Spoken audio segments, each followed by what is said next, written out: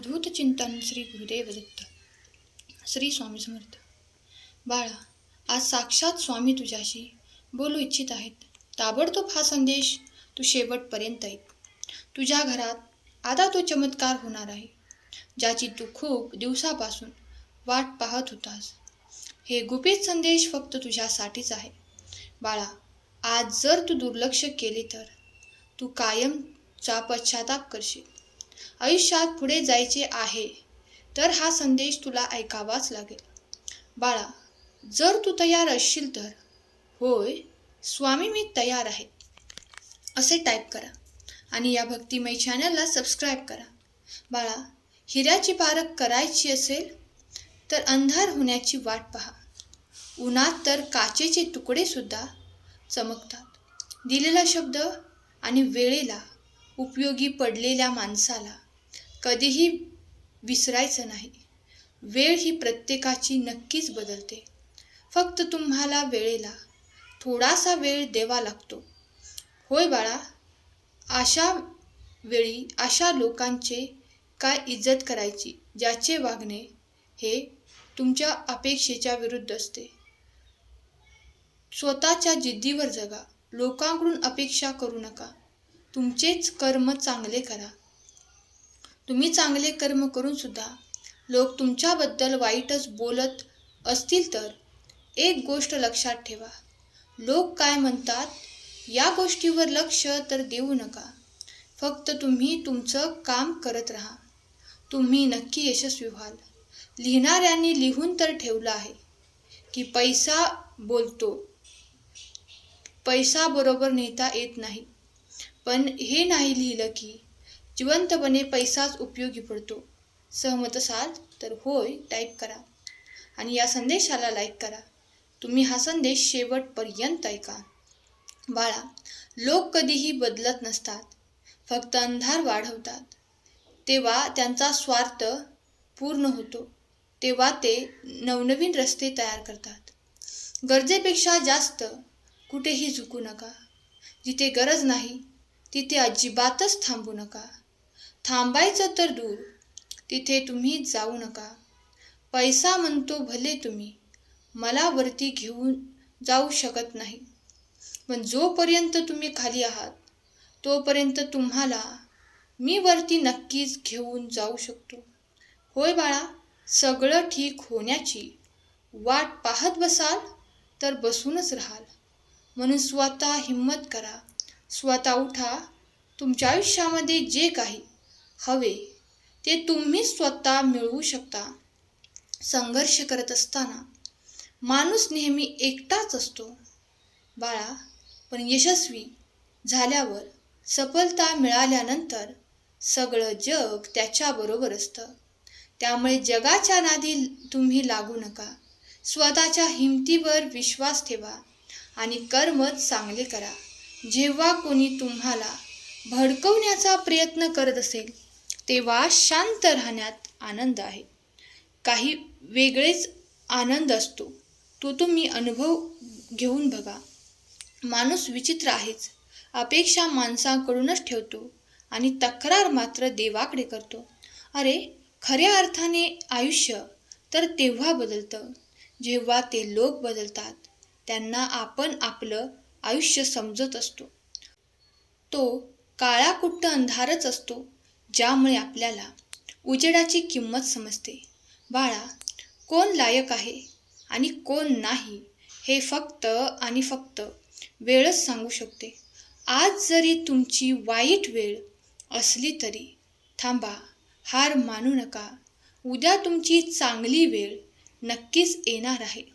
हा भगवंतावरती जर विश्वास असेल तर खरा स्वामीभक्त टाईप करायला विसरू नका आणि कमेंट बॉक्समध्ये स्वामी नामाचा जयघोष करा.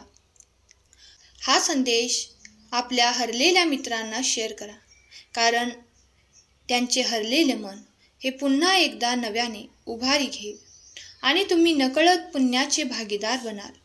होय बाळा, तुमच्या आयुष्यामध्ये तोपर्यंत काही बदल होणार नाही जोपर्यंत तुम्हाला स्वतःला बदलण्याची इच्छा होत नाही.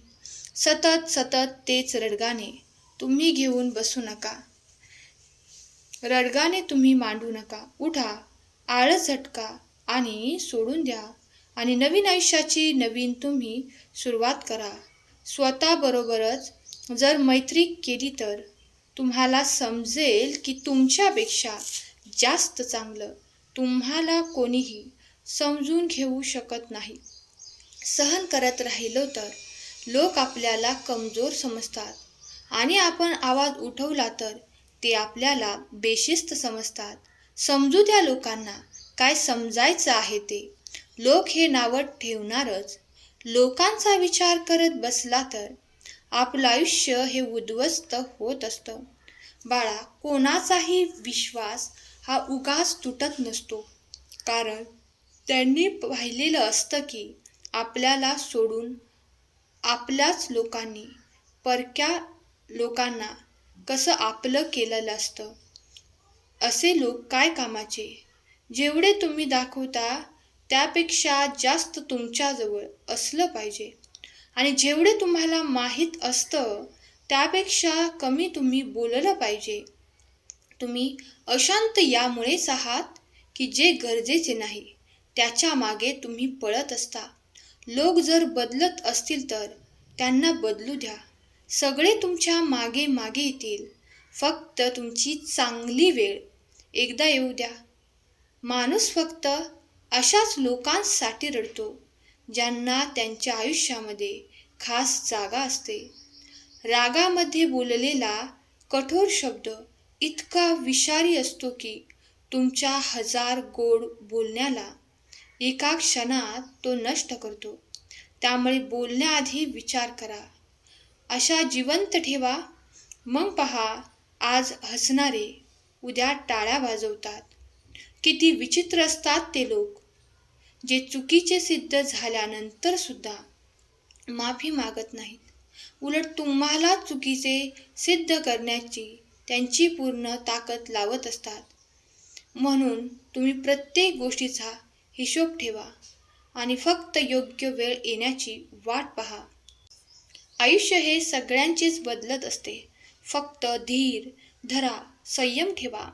जर लोक तुम्हाला त्यांच्यापेक्षा कमी लेखत असतील तर याचा अर्थ असा आहे की तुम्ही त्यांच्यापेक्षा वरचढ आहात. त्यामुळे हिरमुसून जाऊ नका, हार मानू नका, कमजोर तुम्ही ठरू नका. आयुष्य जगायचं असेल तर त्रास होणारच, नाहीतर मेल्यानंतर तर जळण्याची पण जाणीव होत नाही. कोणालाही तुमच्या मनातलं दुःख तुम्ही सांगत बसू नका. कारण आजकालची लोक समोर एक बोलतात आणि पाठीमागे लगेच मस्करी करतात. आपण बऱ्याच वेळा असे पाहतो की प्रामाणिक माणसालाच लोक बावळट आणि मूर्ख समजतात. ज्या माणसाला खरं बोलण्याची सवय असते लोक त्याच माणसाला सगळ्यात जास्त चुकीचे समजतात. जे लोक गरजेपेक्षा सुद्धा जास्त विचार करत असतात ते लोक जागी असून सुद्धा झोपल्यासारखेच असतात. शेवट हा सगळ्यांचा सारखाच असतो. पण आपण जिवंतपणे काय करतो हीच गोष्ट फक्त आपल्याला दुसऱ्यांपासून वेगळी बनवते. लालचीपणा आणि भीती कोणालाही गद्दार बनवू शकते. बाळा, चांगले कर्म करा. स्वतःवरती विश्वास ठेवा. मी तुमच्या सदैव सोबत आहे. तुमच्या सर्वांच्या सर्व चांगल्या इच्छा स्वामी पूर्ण करून तुम्हाला नवीन प्रगतीच्या दिशा देऊन ही स्वामी माऊली चरणी प्रार्थना केलेली सेवा स्वामींचरणी अर्पण करते. आजचा हा संदेश शेवटपर्यंत ऐकल्याबद्दल धन्यवाद. श्री स्वामी समर्थ. जय जय स्वामी समर्थ. श्री स्वामी समर्थ. जय जय स्वामी समर्थ. श्री गुरुदेव दत्त.